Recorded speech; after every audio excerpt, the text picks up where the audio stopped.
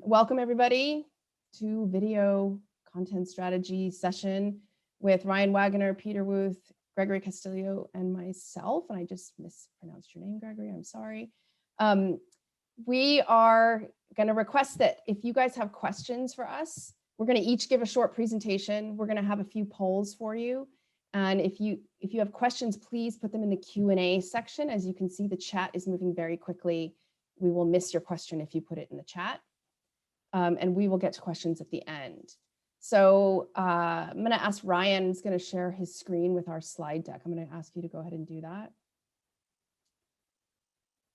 All right. Can we go to we're going to put up the first poll. And what is our first poll? I can't remember. I think someone on the MCN side, there it is. So we're really curious. Yeah, what is your role with video production? We're kind of curious why everyone is here. So if you could answer that poll, that would be great. I don't think you guys can see the answers, right? We can, or can you? Can you guys see them? Can the audience see them? Okay, we have a lot of hands-on video makers. Results are still coming in. More than 100 of you have answered. Cool. So we have like a quarter of you make videos, about 20% of you supervise, about 20% of you request videos. And I can't seem to scroll part of my answer. Oh, there it is. Some of you are just curious about video, and I'm going to share the results here. Do I click stop share? Oh, no, it's sharing right now. You guys can see it, I think, right? Okay. All right, this is super interesting. So we have a really good mix of people who make videos, oversee videos, or just curious about video and request videos. That's really interesting. Awesome. So we're going to get started. I believe our first speaker is Peder Wuth, and we're going to introduce ourselves. So I'm going to mute and let Peder take it. Hi there. You hear me? I'm Peder Wuth, and I'm working as head of digital media at the Louisiana Museum of Modern Art. And I'm going to talk you through talk about Louisiana Channel, which is our video channel. Okay, next slide, please. Thank you. But before I introduce the Louisiana Channel, a short introduction to the museum. The Louisiana Museum is not, as you might anticipate, not located in the state of Louisiana. It's actually located in Denmark, in Northern Europe, just 20 miles north of Copenhagen, the capital of Denmark. Okay, so the Louisiana Museum was opened in 1958. It has a fine collection of modern art with a focus on Danish art, German art, and American post-war works. It has quite a large sculpture park. Last year we had around 750,000 visitors, and besides being a museum, it's also a beautiful place. The building itself is recognized as a major work in modern European architecture, placed beautifully by the sea. Okay, let's go to Louisiana Channel on the next slide, please. So Louisiana Channel is a video channel that was launched 8 years ago in November 2012. We have published 2 new videos with artist interviews every week in the past 8 years, which means that we are currently have about 800 videos online. The videos are watched just about 30,000 times every day, which is just about 120,000 minutes of watching going on every day. We serve a global audience, as you can see on the map to the right. The blue colors mark the countries where our videos have been seen. And as you can see, we have the most viewers in Northern Europe and in the US, actually. We're staffed with 6 people plus freelancers, so it's quite a big project for a video project. Next slide, please. Okay, now I'm going to walk you through some key strategic decisions that have defined the way Louisiana Channel works. And it has defined our ability to distribute our videos and also how we handled the Corona pandemic. I will get back to that. First of all, we are our web TV featuring the artists. We have excluded all curators and other experts from our videos. We have a journalistic approach. So this is a curator-free zone, which means we let the artist do the talking. We just ask the question. We work independently of the museum. This means that we choose our subjects and the artists that we interview independently of the museum. and the museum program or the museum exhibitions. This means that most of the artists that we interview have never had exhibitions at the museum and probably never will. So we're an art channel and much less a museum channel. We work in a public service tradition that is strong in Denmark, and we see ourselves as an extension of Louisiana's values and less an extension of the physical museum. Next slide, please. So also important here is what we're not doing. So first of all, we're not trying to document events or exhibitions at the museum. I already mentioned that. Also, we're not a marketing engine. Videos are often used for marketing, but we're not trying to get people to go to the museum. We have no goal for getting people to go to the museum. We're not trying to sell tickets.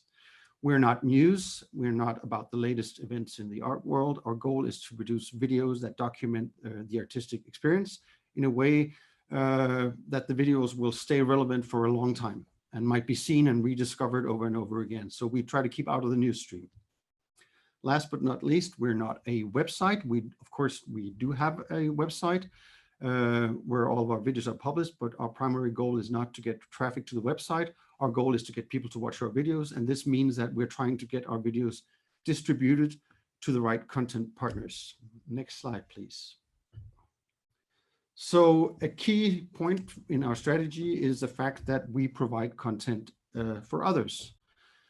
We try to partner with all kinds of publishers who might be interested in our content. This is non-commercial. We do not make money doing that. And in a sense, we operate business to business, but without a profit, of course. That could, so a business or partner could be a small blog about art. It could be a newspaper that has an art section. It could be our YouTube channel where people use our videos for their playlists. It could be on Facebook for people to share. Our main goal is to place every video in the right context and partner with the right sites to give it maximum distribution. So every video gets out there. Next slide, please. Okay, so as mentioned, much of our work goes into finding the right audience and finding the right partners. Some examples of when this works and also one example of when it doesn't work. We used to have a partnership with, first the thing that didn't work. We used to have a partnership with Huffington Post. They have a huge amount of traffic, of course, but what we've found is that this media is very broad and it's too broad for our niche content. Our videos had massive exposure, but very few clicked on the videos on Huffington Post, and the few that actually clicked didn't watch for very long. With Art Daily, which is the world's largest architecture site, we had the opposite experience. We have a very fine partnership with them where they publish all of our architecture videos, not all of our videos, just the ones about architecture. And we find the engagement rate, the time that the average user watches the video, is extremely high on Art Daily. So here we seem to have found the right partner for our content. The third kind of partner that I should mention is YouTube, or the YouTube algorithm. That's the algorithm used to produce the related videos or watch more block on the right of YouTube. What we find is that we have twice the engagement rate when people watch the videos recommended by YouTube instead of the ones they find and search and find themselves. So stimulating the YouTube algorithm is key to coming out there and getting the right audience for us. That's also a way of finding the right niche. Okay, next slide, please. So what happened during Corona? So being a channel that works independently from the physical space, we did not lose much when the museum closed down during Corona. We were actually able to maintain our work and our strategy and actually increase traffic by around 25%. We also experienced an increased interest from media. We were in the art newspaper, New York Times, and Danish television and other media. They were very interested because there were no museums to visit.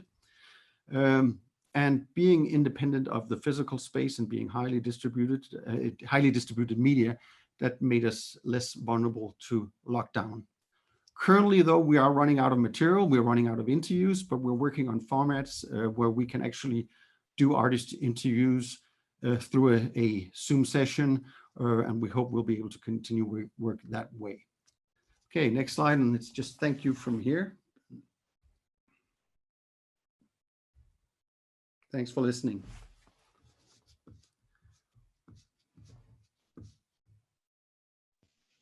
Thanks, Peder. So I will step up next. Good afternoon, everyone. My name is Ryan Waggoner. I'm the Director of Creative Services at the Spencer Museum of Art. And I'm going to be walking you through the 3 phases of our response to the COVID pandemic as it relates to our video strategy. When the 4 of us initially met to plan this session, I thought, okay, I'll talk about the one way that we've adapted.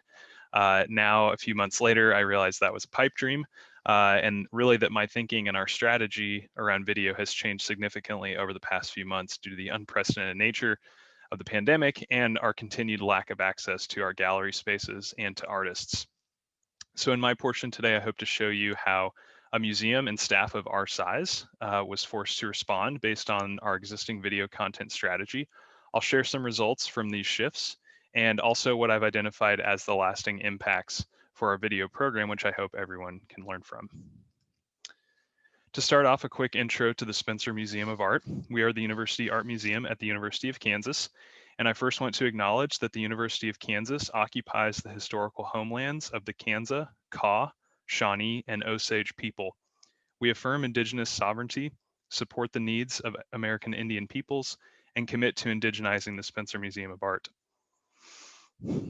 The Spencer's mission, is really academic based. So we serve hundreds of students, hundreds of classes per year, and thousands of students from across all disciplines, as well as the general public.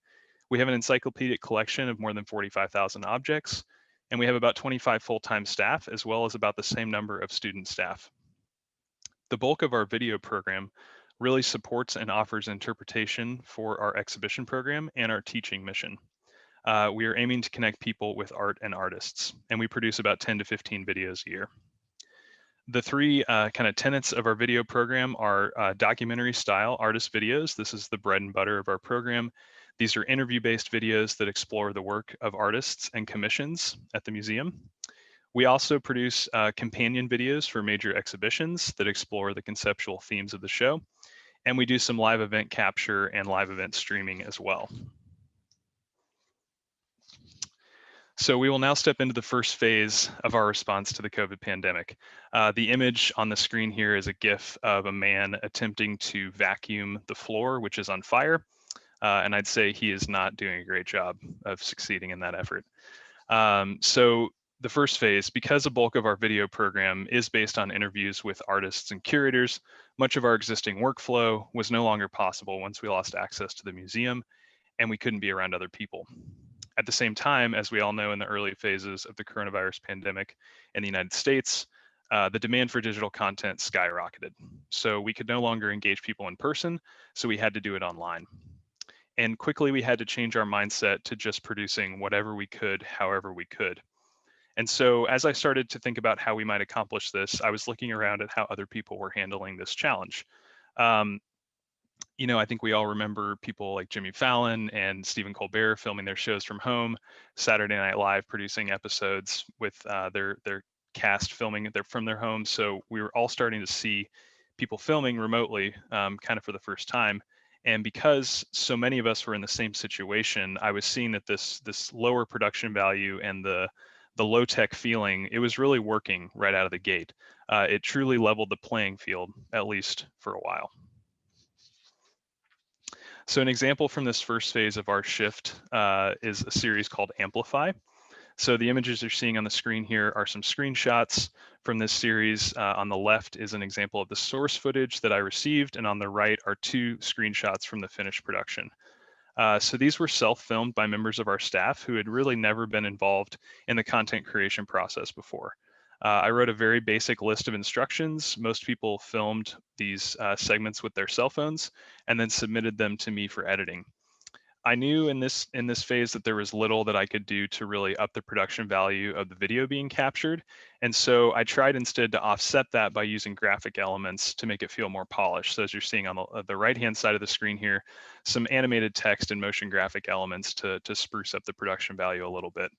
And knowing that at least for a few weeks, audiences' expectations had changed at least a little bit. So then we enter phase 2. The image being used here to illustrate this phase is a clip, I believe, from Lost, which is a show I have not seen, but I do know this reference, a very stressed looking man saying, we have to go back. So as quickly as we all adapted to low production value and improvised filming locations, I think equally as quickly we all got really tired of it. Zoom fatigue became a very real thing. I'm sure many of us are feeling that even today as we were experiencing this virtual conference. And with the shine of that first period wearing off, I knew that we had to find a way to start producing the types of content that we were known for and that we have produced in the past. And so with so much of our content dependent on interviews, I knew we would have to sacrifice the visual. And so we started interviewing artists over Zoom. So here's some examples from that phase that you're seeing a screenshot on the left of an artist being interviewed on Zoom, and then on the right, output piece from that interview. So for an upcoming exhibition, we had planned to do videos on 3 artists in the show. So our goal here was to produce the same type of documentary style video under these new, less than ideal interview circumstances. So again, we were using Zoom to conduct these interviews and really prioritizing high quality audio capture since we knew visuals would be a challenge. So in these instances, we started shipping artists USB microphones to up their audio quality, and using a free online service called CleanFeed, which is the kind of center screenshot you're seeing there, to isolate the audio capture from Zoom and be able to capture at a higher quality. In one instance, we did even ask an artist to film themselves. That's the screenshot you're seeing in the top right. And I'd say for the most part, this has worked, but it has proved challenging to work without that interview footage that we've been so dependent on in some instances. So we've really had to condense the narratives of these pieces, shorten their duration, really refine the story that we're trying to tell, and rely only on still images and animation, as you're seeing. I'll replay this clip here. Again, really relying on motion graphics to animate some pieces to fill that visual void that was left by the lack of interview footage. So where are we today? Trying to find a balance. The GIF being used to illustrate this phase is a bulldog asleep on its back, balancing some Pringles potato chips on its paws and chin. Also a good representation of how I feel most days while working, trying to balance many things at once. But in this sense, we're really somewhere in between those first 2 phases now, like I described. We are still trying to produce video in a similar style while we remain remote, but we're also open to new methods for production and really opening up the entire process to a wider range of our staff. So for us, our galleries have reopened on a very limited basis, but I still don't have consistent access to the galleries, and I certainly don't have access to artists to conduct interviews as we've done in the past. And so we're really just trying to continue, as Peder said, to start to refine those remote interview options over Zoom. How do we make that process better? And for us, we're settling into this being our reality still for some time to come. I think even as many of us hope to see restrictions begin to lift, hopefully next year, a lot of these logistical challenges are going to remain. And so for us, it makes sense to not fight it or try to wait it out, but really instead take this as an opportunity to grow and diversify our video program. And so the lasting impact for us, summed up in a word, this process has been one heck of a chopportunity. And I have to give credit to my colleagues, Kate and Sarah, for coining that phrase, at least in our museum, chopportunity. If you're not familiar, that's the combination of the words challenge and opportunity. So that's, I think, the best way I can describe how I feel about what this process has been. The image you're seeing here is a photograph of me producing a live stream outdoors, wearing a mask a few months ago. And so the pandemic for us, it's really pushed me to build in some much needed structure into our video production workflow, especially around project origination. So because we have so many more people involved in our video production process now, I've created a new request form so people can submit ideas for content. And this has also proved as an opportunity for me to educate our staff on really what is involved in a video production. It gives people, I'm aiming to give people a better sense of understanding around timelines and the resources required to produce some of this content.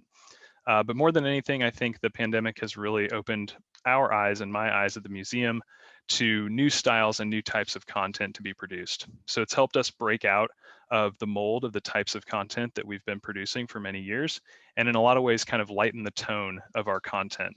This is something that I had long desired to do at the museum, but I don't think we would have achieved it necessarily without the circumstances and limitations that have been introduced by the pandemic. And to wrap up here, I just want to say that I think we could really use a lot more of this industry-wide in the museum sector. You know, as institutions, we have a tremendous amount of knowledge that we're able to share with our audiences, but at the same time, we need to continue finding ways to really amplify new voices in our storytelling and our interpretation of the artwork that we steward. There are plenty of good examples of this in place, but I think the more we can continue to push in that direction, the better off we'll be as a sector.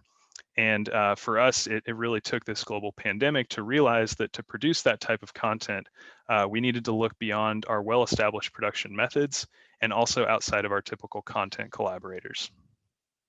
And so with that, I'm going to hand it off to Gregory, and I think we're going to run our next poll.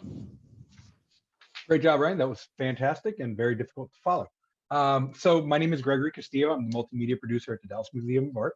And before I start, we are going to take another quick poll. So I think that poll will be coming up now, somehow magically, and I don't know how it comes up, but it just does. And there it is. So we want to ask you, where is your institution on its video journey? Are you just getting started? Do you create some video without a dedicated staff? Do you have a person on staff that makes video, or none of the above? And while you answer that question, I'm going to introduce myself. So next slide, Ryan. Or do we have to have this slide up with the poll? I don't remember. No, you're good. You're fine. Okay. Yeah. So all right, we'll go to, yeah, the poll's up. All right. So I have okay. So I've been at the Dallas Museum of Art for over 5 years, and today I'm going to talk about the people behind the content that we've created. As you can tell, I've got Chef Cousteau's cookbook from Ratatouille on my intro slide. And in the movie Ratatouille, Chef Cousteau was this acclaimed, lovable French chef who believed that anyone could cook. Similarly, I believe that anyone can make content. So I think we're about to wrap that poll up. Are we going to share the results, Susan? Yeah. Awesome. I just did. I hope everyone can see this. So we have 6% just getting started. Welcome, new people. Most of the people here, about a little less than half, create some video, but don't have dedicated staff. Wow, that's cheers to you. That's hard. And about another 45% have dedicated staff. That's incredibly close, having staff and not having staff, about a percentage point away. One person. Well, that's amazing. That's great to know. So, all righty. So we are gonna, I'm gonna get back to it because I have ADHD and I got distracted. Ryan, go ahead and skip to the next slide, please. So a little bit about the Dallas Museum of Art. The DMA was established in 1903, and we are among the 10 largest art museums in the country. We have an encyclopedic collection with over 24,000 works spanning over 5,000 years of history. We're in the heart of the Dallas Arts District, and since 2013, we've offered free general admission. Now, a little background specifically about our video program prior to March of this year. So prior to March, video was mostly used for marketing collateral. That includes 15 to 30-second pre-roll ad buys on various websites, the types of things that you see when you're watching a video on YouTube that would kind of come up. They were geographically tagged. We also created a lot of exhibition-oriented videos, and we averaged about 2 to 4 videos per month. I'm the only dedicated video producer on staff. And in a nutshell, video was really thought of as something supplemental and promotional. Do you have a program that needs a boost? We'll make a video for it. And then March happened. Next slide. So the first week that we closed our doors and we got sent to work from home, I felt kind of useless. My boss is the director of marketing. She was working on this large plan with the rest of the director's team that we would soon find out about. And I decided that the only thing that I could do to help my team was to make a video. So these are some screenshots from the video that I created, and I'm actually going to go ahead and share this link in the chat with everybody for you to watch later if you'd be interested. So this is actually an internal training video that I created for our staff on how to use their phones to make content. I shot all the photos on my phone, I recorded all the audio on my phone, and I made all the videos on my phone that went into this short video on YouTube. I wanted it to be accessible and helpful for everyone, and I wanted to take feedback of who might be making stuff and how could I help other people with it. And this video was the first thing that I was able to do. It's about 3 minutes long, and it kind of covers basic recording on your iPhone or Android phone. Next slide. So I can't take credit for identifying who and what content would get made at the museum.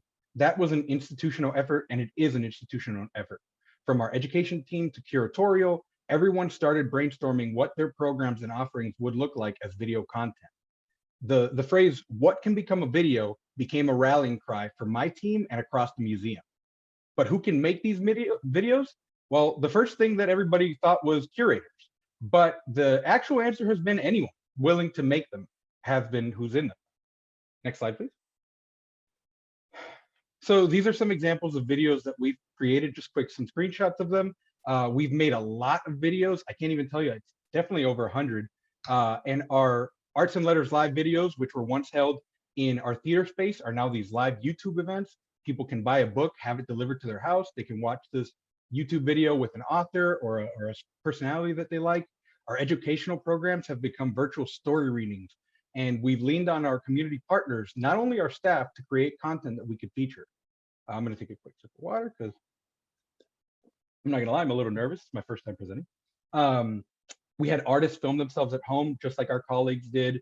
We had local organizations put together videos. I'm really proud of this video on the top right, which is a still from our video that we partnered with the Dallas Black Dance Theater, where they filmed an outdoor dance number inspired by our collection, an artwork in our collection, or various artworks in our collection. Next slide, please.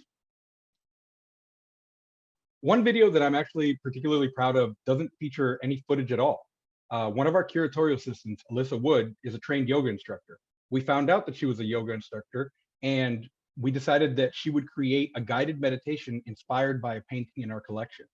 Now, this video hasn't gotten 1 million views. It wasn't our most popular video ever, but it's exactly the type of thing that I really want to stress today. You can create amazing things. You can make creative content that can make a connection with your audiences by really understanding what your staff and what the people around you are able to offer. It's not just the curators, it's everyone. Everybody has talents that you might not know about. So, you know, if you can harness that and you can learn about people, you really can produce some great stuff. Next slide. So you're probably wondering why there's a bunch of screenshots of Conan O'Brien on the screen right now. And that's because Conan O'Brien was actually the person who kept inspiring me personally, while I kept thinking that we needed to feature our staff in different ways.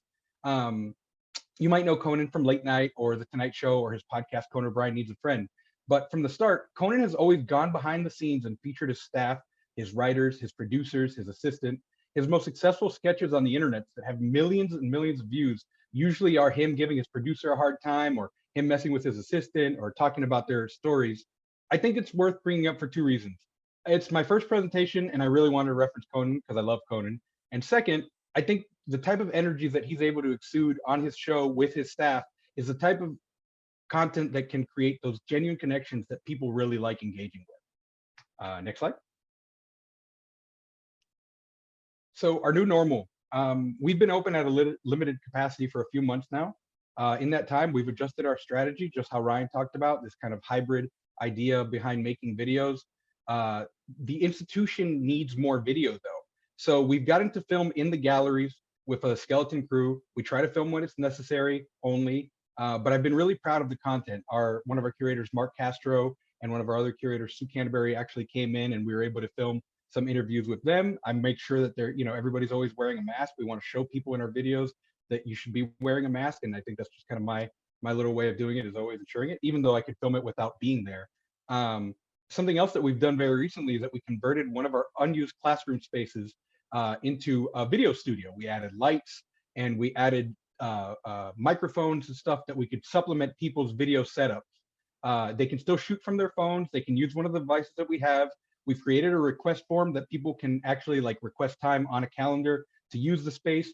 And we're really learning that we can have people make their own videos. We can train them to make their own videos, and they can get, create really great content by themselves. We've kind of made people, we've given them the tools. I help them out as much as possible, but the amount of video that we're producing, we're going to need a lot of people working. And the best thing we can do is training people how to do it. In conclusion, I just want to say that my staff and the staff at the museum has been so inspirational to me. They've produced these amazing videos. They've all learned how to become videographers and how to edit their own content. And I couldn't thank them enough. So, you know, we're still learning. I have a lot of questions, but I was really glad today to be asked with my colleagues to share what we're doing. And with that, I want to hand it off to the wonderful Susan Edwards to finish the day. Hello, everybody. We're going to have another poll. So can we put the poll questions up? There we go. And Ryan, go ahead and move forward in the next session. So we're really interested to know what platforms you guys are on. And I think you should be able to choose more than one here, I hope. It was meant to be a choose more than one situation. Lots of YouTube, nobody on Snapchat, TikTok. All It seems like they can only choose one, Susan. Oh, it was supposed to be a choose all option. Okay. Maybe choose their favorites. Whole fail. All right. I'm going to end it then because everyone's on YouTube and that's where you should be. I'm going to go ahead and end it and move on. Because I am guessing that most of you are on more than one platform, like we are. So that's a lot of what I'm going to say. So my name is Susan Edwards. I'm Associate Director for Digital Content at the Hammer Museum in Los Angeles, which is part of UCLA. And the first thing, go ahead, next slide. The first thing I want to say is what they said. So as my co-presenters brought up lots of issues and tactics for video production, all of the above applies to us at the Hammer Museum.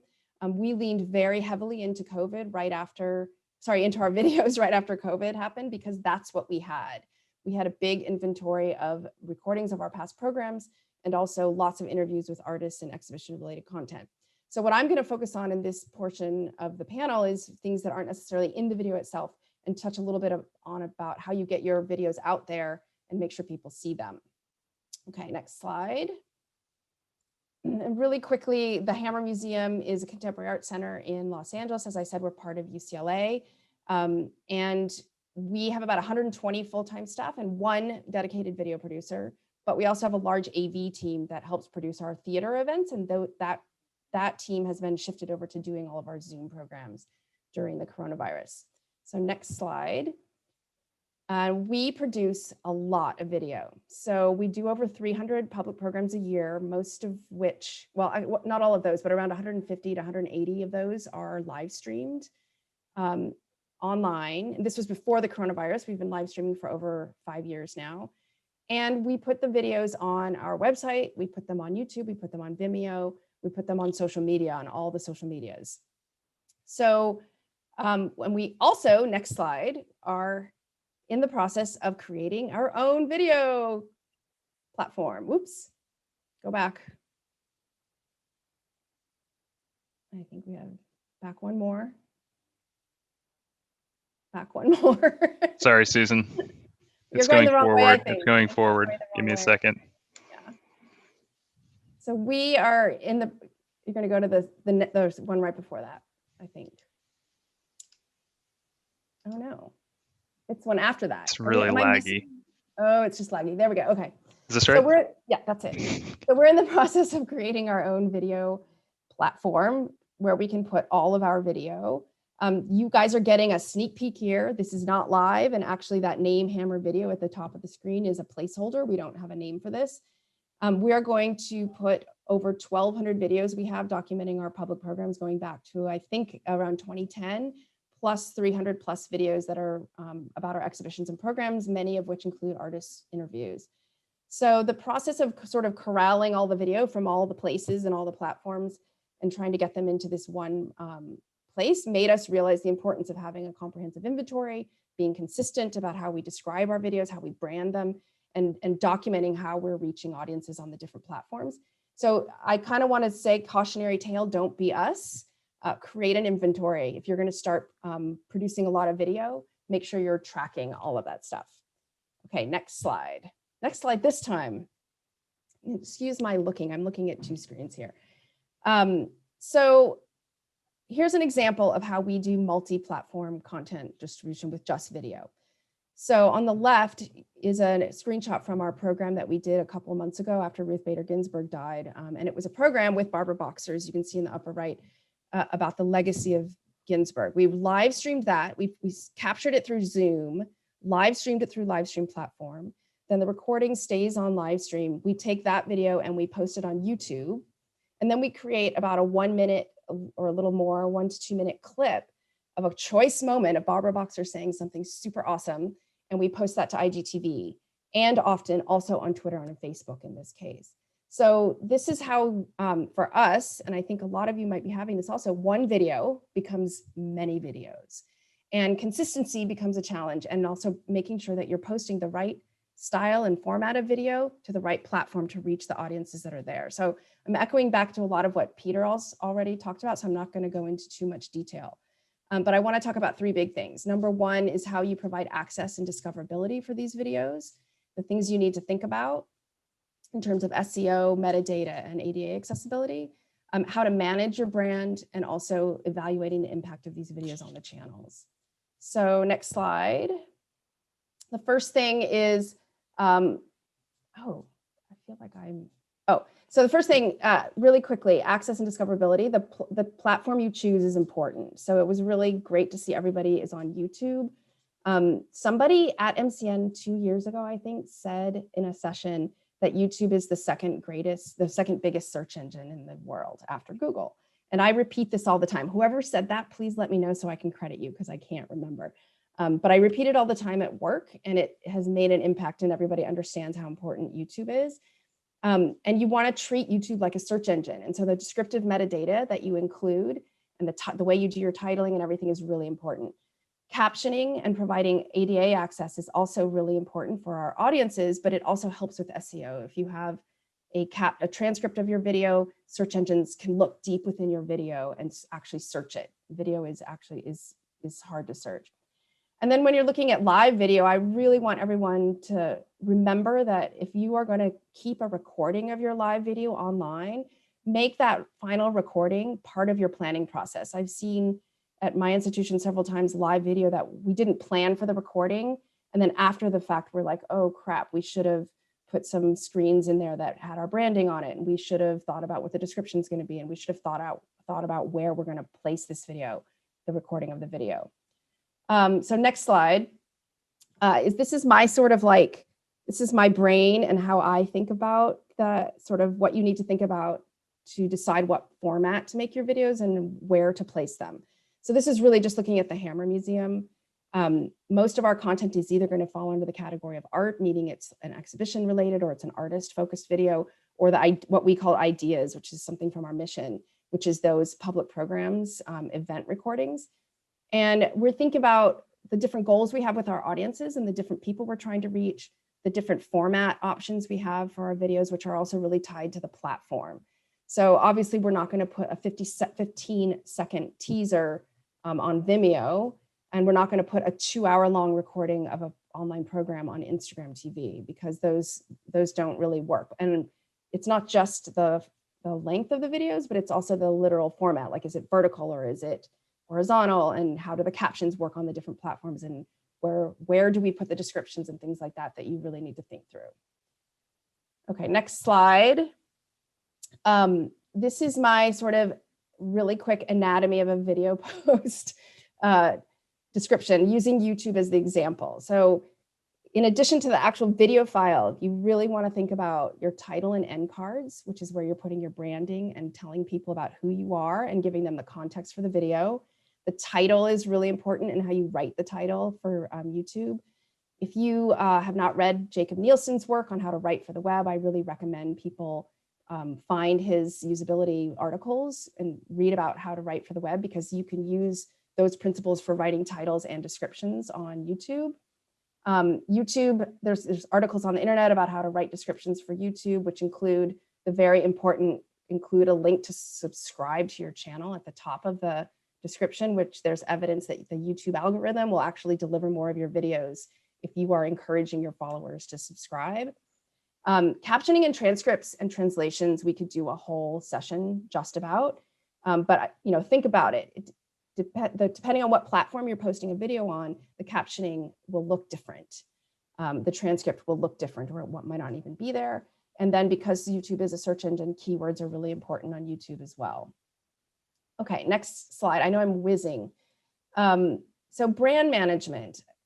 If you are posting your videos on multiple platforms or permutations of your videos, being consistent is key because your brand is consistency.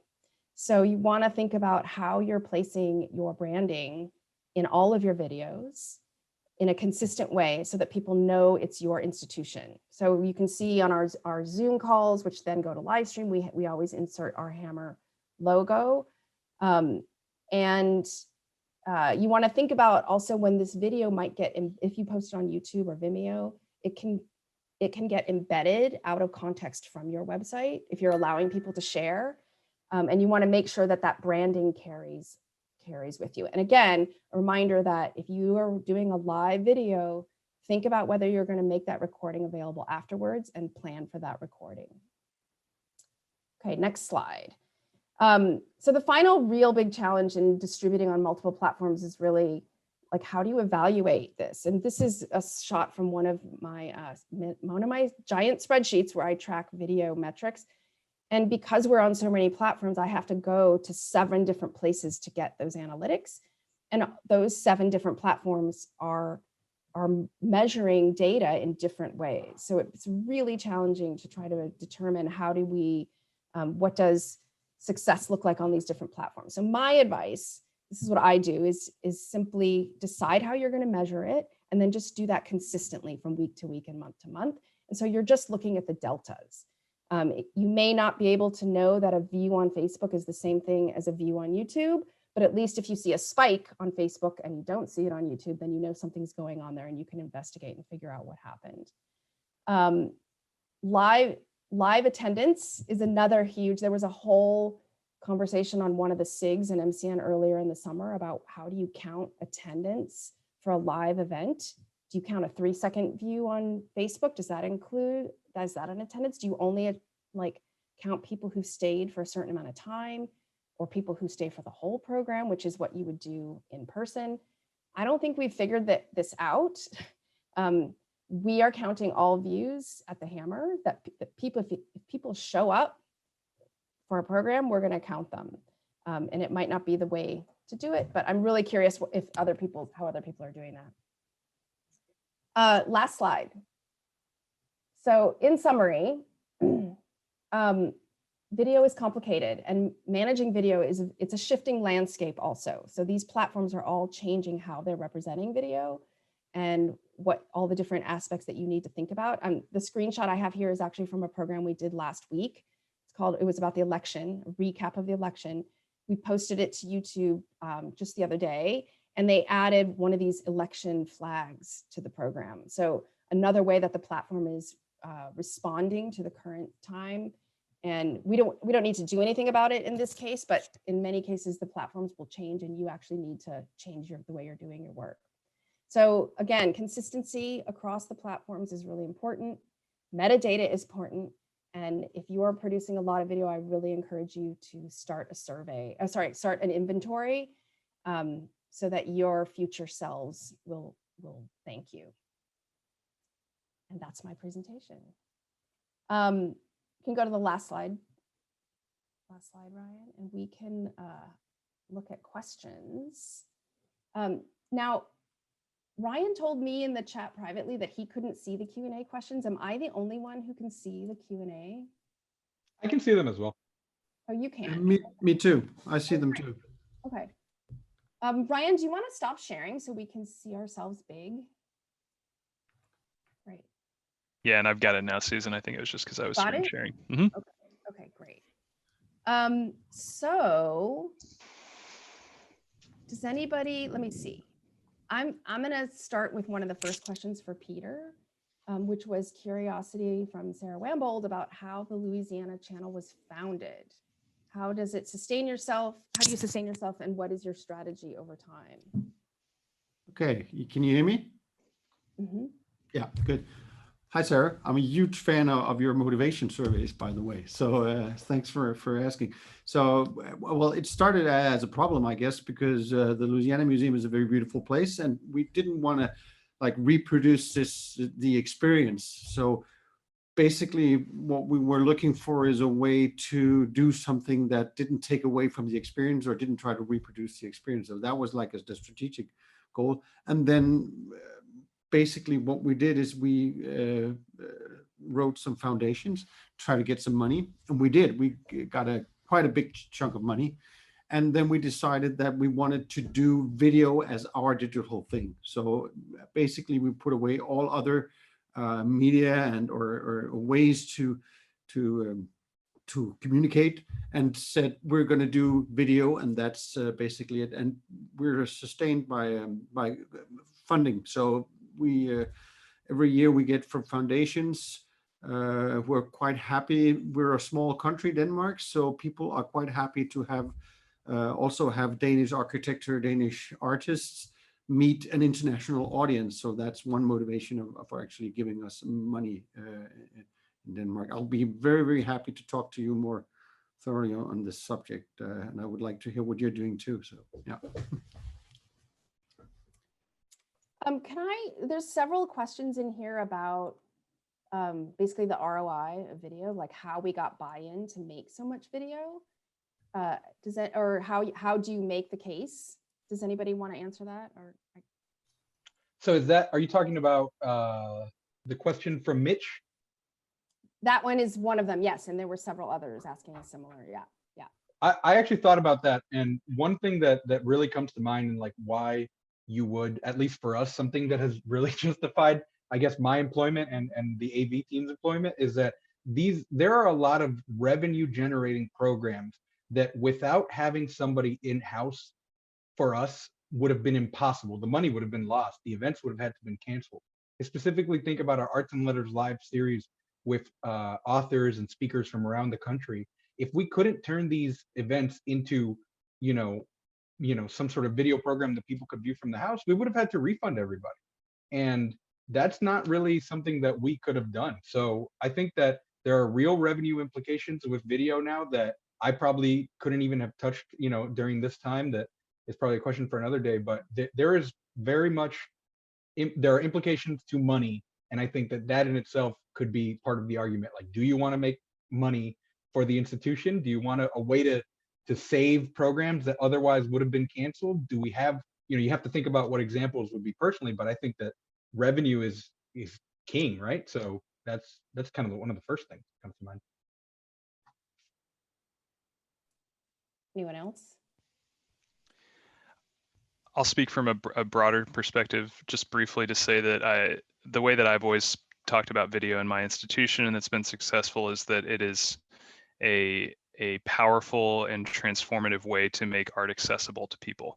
If that is a goal of your institution, which I hope it is, video offers a lot of unique opportunities to tell stories. And if you look at any other type of popular media out there today, that's the format that people are using. So that's a very broad answer and maybe kind of a lofty goal, but I think that's really where it starts, at least in my mind, and that it's one of the most powerful storytelling tools that we have. And if your institution is interested in using your collection and telling stories about that collection and making it more accessible to people, video, the very nature of it being nonlinear, the way you can edit, the way you can insert additional images, additional clips, is a really powerful way to do that. I want to tag onto that and also say that it is a way to tell the personality of your institution.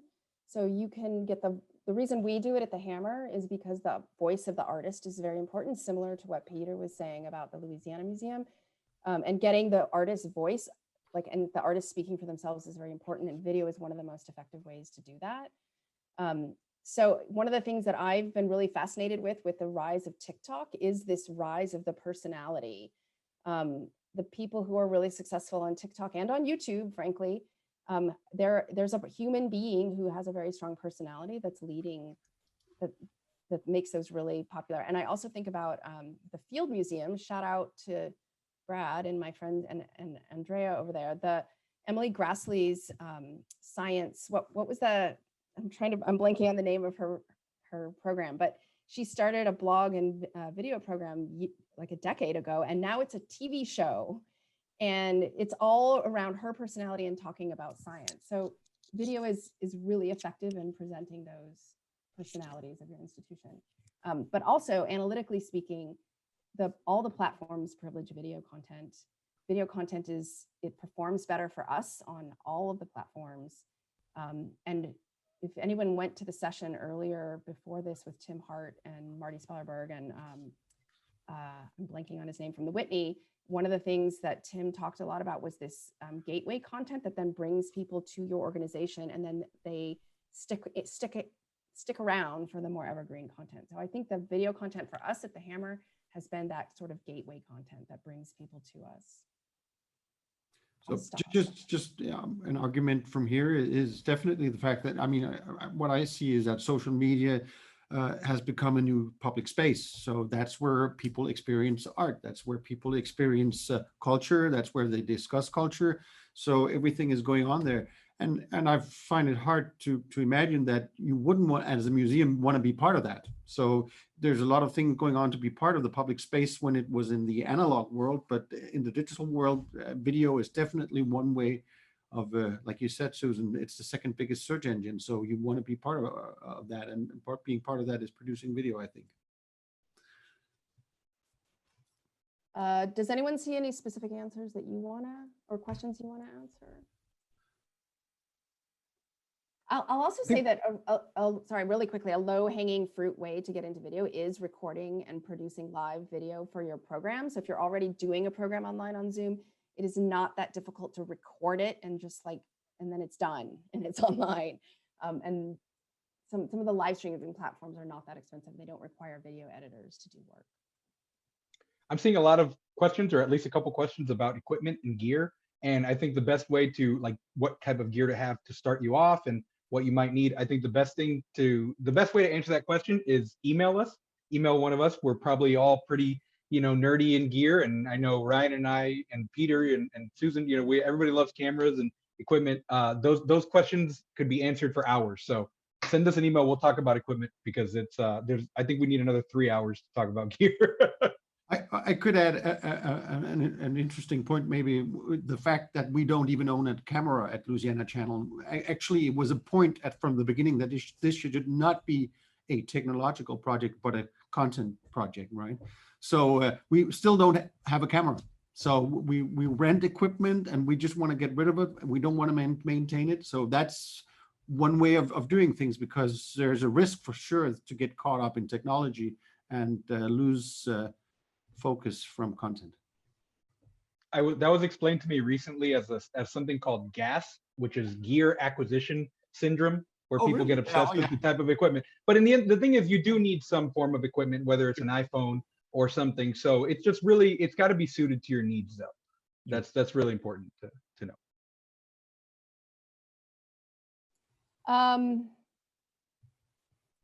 Let me see. I thought I blinked. Does anybody? I just blinked. I had a question that I saw and I lost it. There was a good question for you, Susan, that was asked to you by Rhea Yates for the Hammer. Susan, how much room do you leave for contemporary responsive videos like RBG? This is something that predates COVID. We've always been super responsive. I don't know that it's like a planned thing. Our public programs director is the one who sort of orchestrates all of this, and she always is on the lookout for how can we respond to what's happening. So in the past, an example where she's done this is with the Supreme Court. We always know, when the Supreme Court is going to be hearing certain cases, and you have a sense of maybe when they're going to give their announcements. And so our public programs director, Claudia, she will try to seed events in those time periods. I would say we do this once, twice, maybe 3 times a year, that we're that responsive like we were with the Ruth Bader Ginsburg. It's not a technical challenge so much as it is like getting speakers in line and getting people to agree to come speak on short notice. That was a huge win to get Barbara Boxer to come speak. There's a question from Kira that I really like. Kira Peacock. Have you had trouble with staff having bandwidth to chip in on video content? We've had trouble crowdsourcing social media content, and I'm worried the same for videos. Tips for encouraging contribution. Everyone seems overwhelmed, and I don't want to burden them, but I can't do it alone. We've dealt with that very specifically. Ryan, Peter, Susan, if you want to chime in, something that we've done recently is that we've actually had a lot of the department heads realize that we were asking too much of all the curators, like, do this program, the membership wants a program from them, we want a program from them. So we decided to make the effort of, specifically for curatorial, because in the end of the day, there is always going to be a desire for curatorial in art museums and museums in general for content from them. So we've kind of decided that the directors of the different teams have to, we have to coordinate and say, well, we can't ask them for 50 videos a month. What can we ask them on? What can we reuse footage from one interview in another where they're doing something? So I think just having some coordination from the tops of departments really helps, especially with talent. But I think that it's just asking the question of, like, who can do what, who wants to be in a video, who can contribute in a certain way, and who really does have the bandwidth, because I think everybody's just burned out right now, and I don't know a single person that isn't. So, But I want to say, if you're really going to do it right, you need dedicated staff. Like, video, it's no joke. It's it's a lot of work. There's a question about how to start planning an institution's overall video strategy.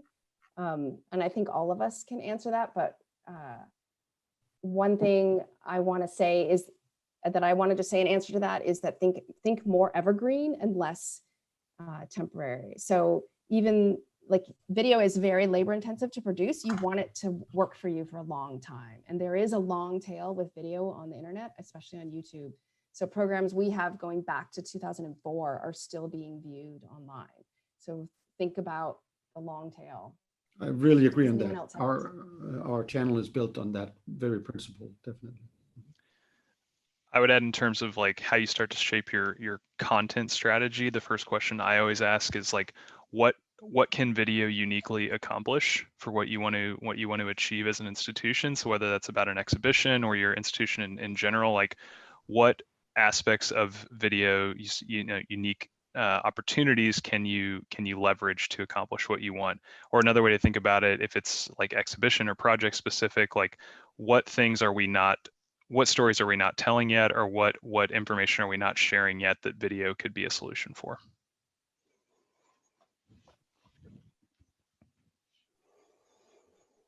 Is there any other 2 minutes left. We probably have one last question we could answer. So I wonder what would be a good one to. There's a monetizing. I was going to say, I don't know if monetization is a great question. I don't have any answers for that, but if anyone else does. Neither do I. I mean, we were blocked from that just from our rights and permissions perspective, right? We got permission from all of our speakers to use it for nonprofit educational purposes.